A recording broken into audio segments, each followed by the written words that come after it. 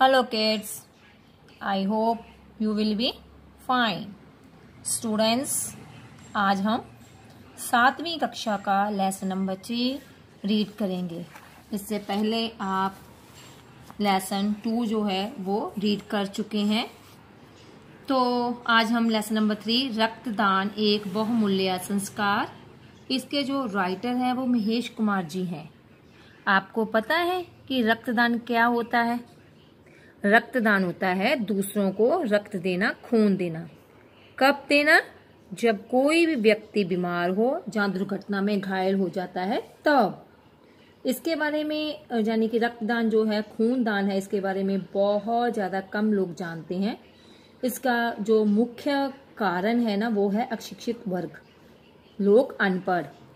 रक्तदान से शरीर पर कोई भी बुरा असर नहीं पड़ता। रक्तदान जो है वो सर्वोत्तम दान है, क्योंकि यह दूसरों के जीवन को दे सकता है, यानी दूसरों को जो जीवन दे सकता है ये। तो चलिए लेसन नंबर 3 रीड करते हैं। लेसन नंबर 3 रक्तदान एक बहुमूल्य संस्कार, पेज नंबर 12। भारत की सभ्यता एवं इतिहास इस बात का साक्षी है, गवाह है कि यहाँ के लोगों में दान का संस्कार प्राचीन काल से ही चला आ रहा है। आज के आधुनिक एवं वैज्ञानिक युग में भी यह संस्कार काफी हद तक विद्यमान है। हमें अपने समाज में दान के संकल्प का ज्ञान, किसी दरिद्र को भोजन यानी गरीब को भोजन, जहाँ कुछ धन देना, धार्मिक स्थानों पर चढ़ावा चढ़ाने, धार्मिक समागमों पर पैसा, जहाँ खाद्य सामग्री आदि देने, कन्यादान, विद्यादान, किसी समाज सेवी संस्था को योगदान देने आदि के रूप में बताया जाता है। इस प्रकार के दान देने वाले व्यक्ति को समाज में सम्मान, इज्जत की दृष्टि से देखा जाता है। इस तथ्य में कोई शंका नहीं कि किसी को दान देने से मन आनंद और शांति से पुलकित, जाने की बहुत ज्यादा खुश हो उठता है। लेकिन किसी को जीवन दान देना ही इस संसार में सर्वोत्तम श्रेष्ठ दान है। जहाँ प्रश्न जय उठता है कि क्या हम किसी को जीवन दान दे सकते हैं? हाँ, निस्संदेह दे सकते हैं। आवश्यकता के समय किसी को अपना थोड़ा सा रक्त देकर हम उसके प्राणों की रक्षा कर सकते हैं। सही मायनों में रक्तदान वह मूल्य दान है जिसके आगे सभी दान तुच्छ छोटे पड़ जाते हैं, क्योंकि इस पूरी सृष्टि संसार में मानव ही रक्तदान द्वारा दूसरे मानव के जीवन की रक्षा करने में समक्ष है। आज के आधुनिक युग ने जहां हमारे जीवन को अत्यंत बहुत सुखदायी एवं गतिशील बना दिया है, वहीं प्रतिदिन दुर्घटनाएं ना जाने कितनों के प्राण जो हर लेती है, और कितने ही अपनी जीवन रक्षा के लिए अस्पतालों में सांसों से संघर्ष यानी जूझ रहे हैं, लड़ाई कर रहे होते हैं। दूसरी ओर अनभिज्ञता, प्रदूषण और गिर रहे नैतिक मूल्यों के परिणाम स्वरूप एक से बढ़कर एक घातक बीमारियों ने लोगों को अपनी चपेट में लेना शुरू कर दिया है। बहुत सी बीमारियां जिनको हमने पहले कभी सुना ही ना था, आज विकराल रूप धारण कर चुकी है, जैसे कैंसर, एड्स, डेंगू, ड्रापसी, हेपेटाइटिस आदि। इन बीमारियों दिन प्रतिदिन की दुर्घटनाओं और बड़े ऑपरेशनों के लिए भारत के में प्रति वर्ष लगभग 80 लाख यूनिट से भी अधिक रक्त की आवश्यकता पड़ती है, जबकि 20 लाख यूनिट रक्त ही जुट पाता है। आप आसानी से अनुमान लगा सकते हैं कि कितने रोगी प्रतिवर्ष केवल समय पर रक्त न मिलने के कारण ही प्राणों से अकारण बिना वजह हाथ धो बैठते हैं।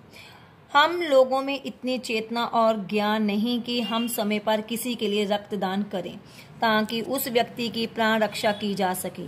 अगर हम विचार करें कि उचित समय पर हम किसी जरूरतमंद को रक्तदान नहीं करते, जहाँ आपत्ति के समय रक्तदान में पहल नहीं करते, तो इसमें केवल हमारा ही दोष नहीं है, क्योंकि हमें अभिभावकों से रक्तदान जैसे बहुमूल्य संस्कार अल्प मात्रा से ही बहुत जाने की कम मात्रा में ही प्राप्त है। इसके विपरीत यदि कोई बच्चा अपने निर्णय जहाँ किसी की प्रेरणा से किसी रक्तदान शिविर में रक्तदान कर देता है, उसे घर जाने पर पारितोषिक जहाँ शाबाशी के स्थान पर कटु शब्द और फटकार को ही सुनना पड़ता है।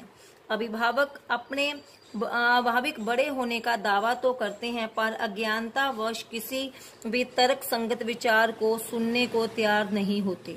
इसका मुख्य कारण आम लोगों का अशिक्षित होना और उनमें भांति भांति के भ्रमों से युक्त रूढ़िवादी विचारों का होना ही है। हमारे समाज में साधारण क्या, शिक्षित वर्ग का भी काफी बड़ा भाग इस प्रमाणित तथ्य को मानने से आनाकानी करता है कि सुरक्षित रक्तदान करने से हमारे शरीर में ना तो कोई कमजोरी आती है और ना ही कोई बीमारी लगती है। इन हालातों में यह उम्मीद लगाना कि वे अपने बच्चे को रक्तदान जैसे बहुमूल्य संस्कार देंगे, एक व्यर्थ बेकार सी बात लगती है। लेकिन इसके विपरीत हमें ऐसे महान व्यक्तियों के भी उदाहरण मिलते हैं जिन्होंने 10, 20, 50 या फिर 100 से भी अधिक बार स्वैच्छिक यानी कि अपनी इच्छा से रक्तदान किया है, परंतु ऐसे व्यक्ति हमारे समाज में बहुत कम हैं। लोगों में रक्तदान एक संस्कार के रूप में नाम विकसित होने के पीछे उनकी अवैज्ञानिक सोच भी जिम्मेवार है। प्रत्येक समय हर ब्लड ग्रुप की निरंतर आवश्यकता रहती है। ब्लड ग्रुप कितने प्रकार के होते हैं देखो आगे।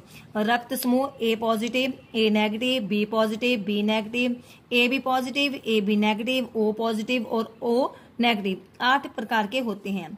पॉजिटिव ग्रुपों की अपेक्षा नेगेटिव ग्रुप संख्या में बहुत कम होने के कारण उनकी उपलब्धता भी कठिन होती है। यह बात भी नितांत जरूरी है कि हमें अपने ब्लड ग्रुप की भी जानकारी होनी चाहिए। हमें हमेशा अपने आप को रक्तदान के लिए तैयार रखना चाहिए, क्योंकि इंसान को केवल इंसान का ही रक्त दिया जा सकता है। एक स्वस्थ व्यक्ति जिसकी आयु 18 वर्ष से 60 वर्ष और वजन 35 किलो से कम ना हो, प्रत्येक 3 महीने बाद आसानी से स्वैच्छिक रक्तदान कर सकता है।